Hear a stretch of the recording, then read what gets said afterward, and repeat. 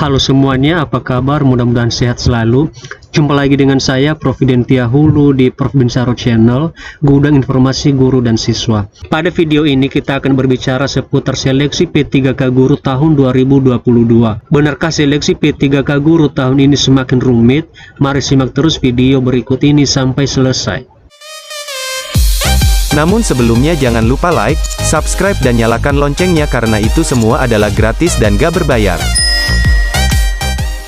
Baiklah, seperti biasanya kita selalu membagikan informasi terkait guru dan siswa serta info bermanfaat lainnya. Nah, sesuai dengan topik pembahasan kita hari ini yaitu informasi tentang seleksi P3K Guru tahun 2022.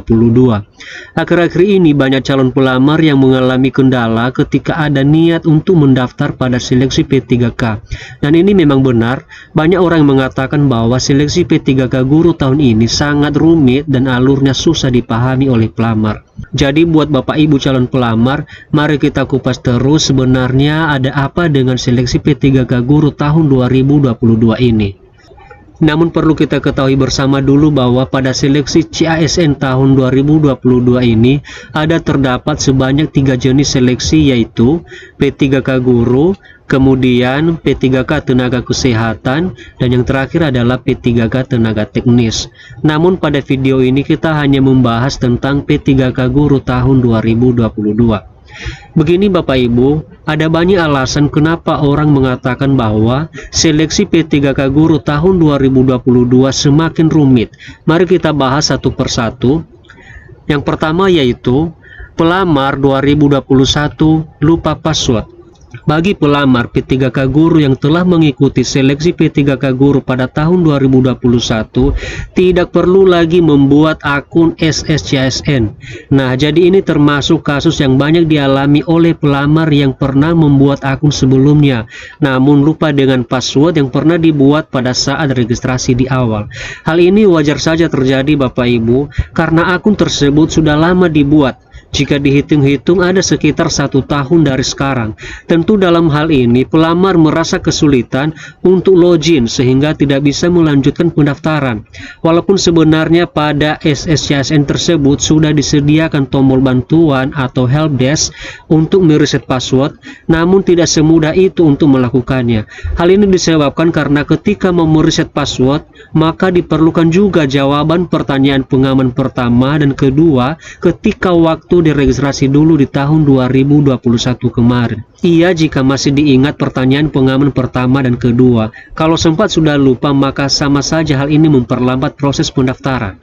Yang kedua yaitu P1 tidak mendapatkan penempatan. Ketika pelamar prioritas 1 atau sering disebut dengan P1 tidak mendapatkan kuota penempatan, maka pada saat itu juga pelamar P1 tersebut tidak dapat melanjutkan pendaftaran.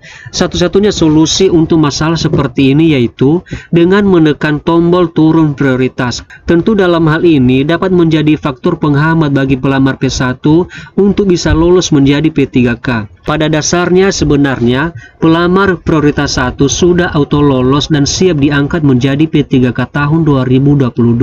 Namun masalahnya ketika turun prioritas menjadi P2, maka peluang untuk bisa lolos akan semakin kecil atau bahkan bisa gagal ketika kuota di instansi yang dipilih tidak tersedia. Yang ketiga yaitu P3K tidak mendapatkan kuota formasi.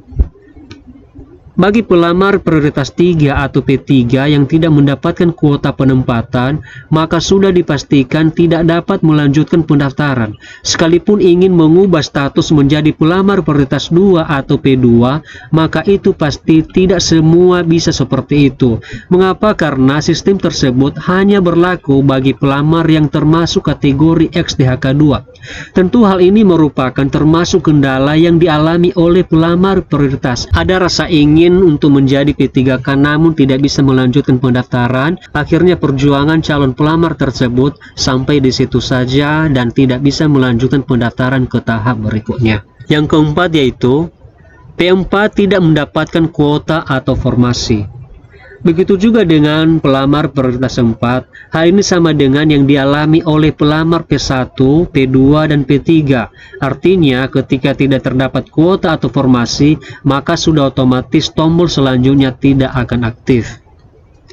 Yang kelima yaitu P3 tidak dapat turun prioritas. Bagi pelamar prioritas 3 yang tidak mendapatkan formasi, maka seharusnya dapat melakukan turun prioritas. Namun di saat ini, hal itu tidak bisa dilakukan. Mengapa? Karena status prioritas dikunci. Maka bersabarlah bagi pelamar yang mengalami masalah semacam ini. Semoga saja ke depan ada kuota atau formasi kosong sesuai dengan jurusan Bapak Ibu semua. Jadi bisa masuk ke sana untuk mengisi formasi tersebut. Tapi masalahnya apakah ada kuota atau formasi tersebut? Dan kalaupun ada, apakah cukup bagi pelamar prioritas 3 tersebut yang jumlahnya sangat banyak? Kita tidak pernah tahu, jadi untuk itu kepada Bapak Ibu semua saya sarankan supaya tetap bersabar dan supaya tetap juga memantau informasi selanjutnya. Yang terakhir yaitu pelamar umum kecil peluang mendapatkan formasi. Kategori pelamar P3K Guru tahun 2022 ini ada terdiri sebanyak 4 jenis, yaitu P1, P2, P3, dan pelamar umum. Nah, sekarang kita akan berbicara tentang bagaimana nasib pelamar umum.